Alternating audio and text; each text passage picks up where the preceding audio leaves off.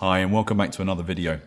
So today I'd like to talk to you about camera settings, which is possibly not the most inspiring thing in the world to do with photography, but it's something that people either take for granted, or there are other people that think, oh my goodness, I have absolutely no idea what I'm meant to be doing with my settings. So what I'd like to do today is I'm going to talk you through, I've got my trusty DSLR here, my Canon 5D Mark III. So this is a kind of workhorse, and the way it's set up is like loads of other DSLRs. So all the features that you have on here you will find on plenty of other cameras, and so it's a pretty good example for that reason. I'd like to talk you through how to set your camera up in case you don't know. So it's going to be a refresher for some people and a beginner's guide for other people. So starting at the very beginning with this is whether you shoot in RAW or JPEG. Again, it's not the most interesting thing to think about, but very briefly, if you are planning to do any degree of editing or color grading or fixing exposure or anything like that, it's always sensible to shoot in RAW. It means that the file that's stored on your camera has the most color information, the most exposure information, and it gives you the most latitude to make changes to the picture essentially, and especially if you need to rescue something, particularly if you've underexposed badly, or sometimes if you've overexposed it, you can fix a lot of that stuff if you shot in RAW.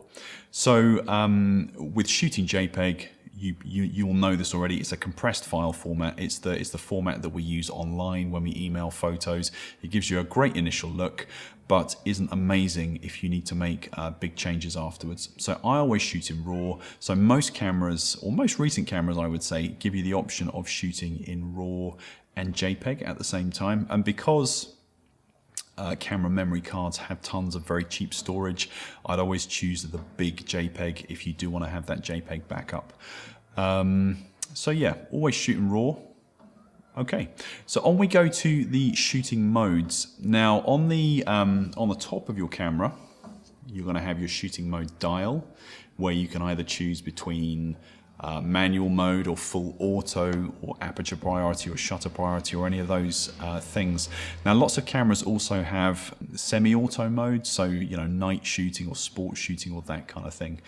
Shooting in full manual is the way to get the most control of your images and gives you the way to choose every last detail of your exposure and so on. It's really daunting for some people, but what it essentially means is choosing your aperture, your shutter speed and your ISO. If you don't feel that you want to do that, that's absolutely fine. And the shooting mode that I'd recommend you shoot in is AV or aperture priority. And that simply means that you get to choose the aperture that your lens is going to be at, so how wide the opening in the lens is, which allows you to choose the amount of light that you're letting in, but it also allows you to choose a focal point and crucially an out of focus area. And one of the things about DSLR cameras which makes them different to phones and so on is that you can get that lovely blurry out of focus background or an out of focus foreground if that's what you like. And as yet it's one of those things that DSLRs are still doing much better than phones, and it's highly desirable to lots of people. So when you're in aperture priority, all you do is you turn your finger dial and that opens or closes the aperture of the lens, and the camera takes care of all of the other exposure stuff, so the shutter speed and the ISO basically. So if you're looking to grow in confidence and get off auto mode, aperture priority to me gives you the most creative control and is really good fun. If you're into shooting sports or wildlife photography or anything like that, shutter priority could be more useful. But if you're just at the stage where you're getting off auto, then aperture priority is definitely the one. Okay, so metering. This is the way that your camera works out how much light it needs to expose a certain image correctly. And most cameras have several different options, but there are two that I would recommend you go for initially. Probably the most universally useful is going to be evaluative metering, and that simply means that the camera takes an average reading of the scene that it sees.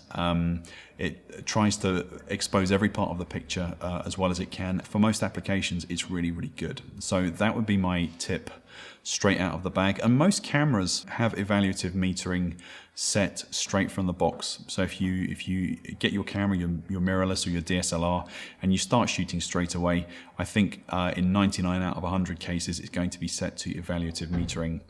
If you have an image which is slightly more complex in terms of the lighting conditions, then I'd always recommend spot. So spot metering allows you to tell the camera precisely which part of the image needs to be correctly exposed, and then the camera can work out the other parts of the image in line with that. Okay, so image review. This is how long you're telling your camera to show a recorded image after it's shot. Now, I like to have my 5D Mark III set to 2 seconds. It's a purely personal choice. It's not the most interesting thing to think about either, but 2 seconds is fine. It gives you enough time to work out whether the picture was a turkey or a keeper, and so 2 seconds is good enough to not really drain your power either. So when you shoot, your camera will sometimes beep when you're autofocusing to tell you when the picture is in focus. Many cameras give you the option of switching that on or switching it off. Now, if you are not shooting in some kind of critical, quiet scenario, I'd recommend that you have that switched on, because when it beeps, you know that your photo is in focus, you know that you're going to get a keeper, or you might get a keeper. If it's out of focus, you're not going to have a keeper anyway. If you shoot weddings or something else where a beep is going to be super distracting, then you need to turn it off. Otherwise, just leave it on. Nobody wants to hear a beep as they're saying I do in their wedding, but otherwise you can leave it on. My Canon 5D has a setting called release shutter without card. And what that means is that the camera will take a photo or look like it's taking a photo if there's no card inside the camera. Now, this is a risky setting. It means that you could potentially shoot a whole load of pictures which weren't written to the card if you hadn't checked.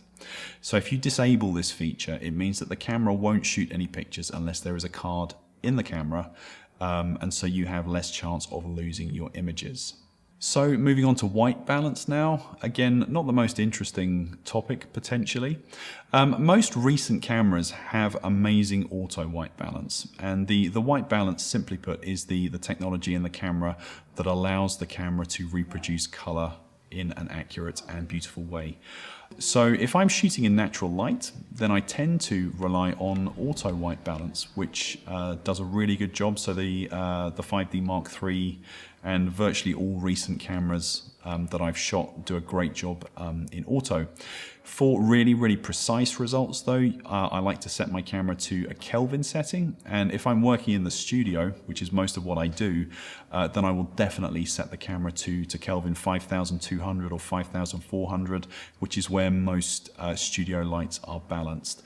With the cloudy settings and so on, I tend to avoid those. I mean, if you like the way they look, then that's absolutely fine, of course, but in many cases they're just creative decisions. Auto works really, really well for most situations in natural light, and so a Kelvin setting if you are shooting in the studio. On many cameras, autofocus and drive are linked together, and what that means is with drive, it's how many photos your camera takes when you press the shutter button. If you're shooting something which doesn't move, then I'd recommend you set your camera to one shot, which just means one click of the button gives you one picture, and you're going to pair that with single shooting in the drive. And that is the simplest way of doing that.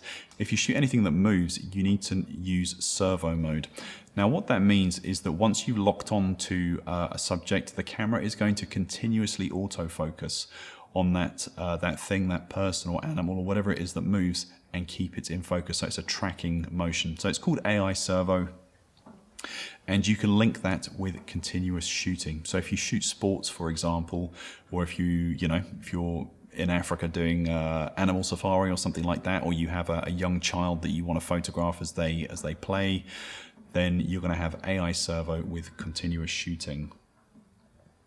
Most cameras have a highlight alert. Now this, sometimes called the blinkies, and if you overexpose your image, the highlight alert is going to flash, showing you that you've got a blown out area. Now, blown out areas in almost all photos are undesirable. Certainly in digital photography, in film, you have a little bit more latitude and it can look great.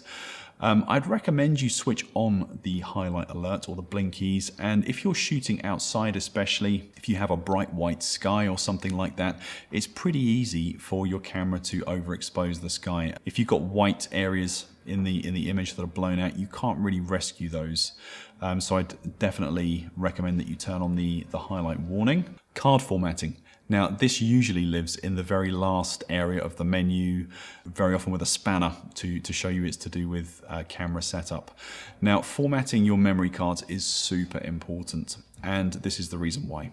So if you shoot tons of images and they're saved to the camera's card, and you delete them from the card, you delete the ones that you don't like, and you save the images from the card to your computer, and you put the card back in the camera, then you shoot some more and you delete some more, and so on and so on. All of those deletions are going to leave digital mess on your card, and that can lead to the horrible day when you have images on your card that you want to keep or you need to use or that you're being paid for, and you can't get them off the card, which is a real problem. That is an absolute disaster. But if you format your card every time you empty the pictures onto your computer or your drive or wherever they're going to, it keeps the card really clean and fresh, and you're starting from scratch once again, and it drastically reduces the risk of card disaster happening. And on that note, memory cards are, they are so cheap that it is something that I would never ever recommend you buy low quality ones. Always buy the branded ones, which work very well, and they give you less hassle and fewer disasters essentially. Power saving is another, uninteresting aspect of how cameras work. This is an entirely personal choice, obviously. The longer you have your camera set to staying on when you're not using it, the greater the amount of battery which is going to be used up. So you can set it to power itself down if the camera's idle for 2 minutes or 1 minute or whatever. I think my camera's set to 2 minutes. And it goes to sleep if I've just left it there. If you are shooting on a mirrorless camera, essentially a camera with an electronic viewfinder, or you're using the back screen on your DSLR, if you leave that on all the time, you're going to find it drains the battery super quickly. So set that to a sensible level. If your camera has a Wi-Fi and GPS capability, these are really cool. If your camera has Wi-Fi capability, that allows you to transfer images between your camera and your mobile phone or your computer or whatever, and it's super handy. And certainly Canon has a great app for transferring, and other manufacturers do as well, and it's lovely. However, it does use loads of battery. So if you have your camera Wi-Fi on all the time, that is definitely going to drain your battery. So maybe switch it on and off as you need it. Now with GPS, the global positioning system, that allows the camera to store data about where your images were taken. And again, that's really cool. When you load them on the computer, it'll show you a map of where everything was done. And if you travel, it's really nice to see all of your photos linked to different parts of the country or different parts of the world. And that is great.